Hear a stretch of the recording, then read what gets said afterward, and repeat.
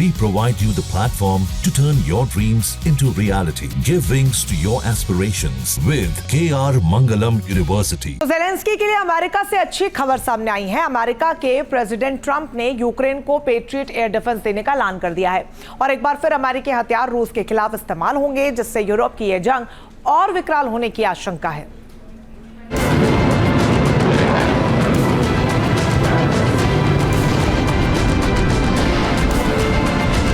Ukraine जंग में जुलाई की शुरुआत में पुतिन ने सबसे बड़े ड्रोन हमलों से की है। महज 3 रातों में पुतिन की सेना ने 900 से ज्यादा ड्रोन हमले कर दुश्मन को दहला दिया है। 30 से ज्यादा मिसाइलों से यूक्रेन को टारगेट किया है। पुतिन की सेना के विध्वंसक हमले डोनाल्ड ट्रंप को फोन पर जंग न रुकने की धमकी के बाद शुरू हुए हैं और अब ट्रंप भी फिर से युद्ध के मैदान में कूदने की तैयारी कर रहे हैं। डोनाल्ड ट्रंप ने ऐलान कर दिया है कि यूक्रेन को एयर डिफेंस सिस्टम की डिलीवरी जल्द शुरू की जाएगी।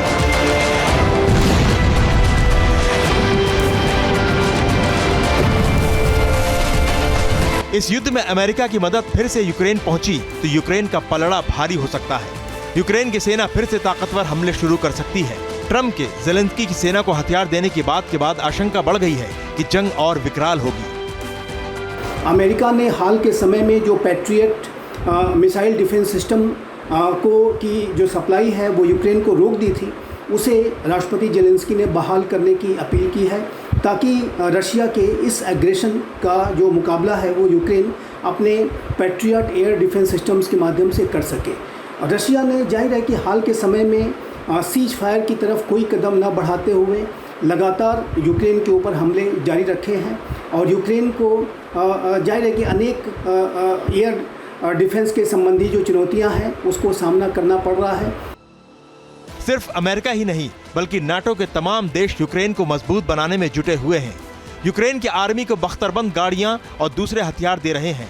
मिसाइलें दी जा रही हैं ताकि यूक्रेन की सेना युद्ध में रूस का मुकाबला करती रहे।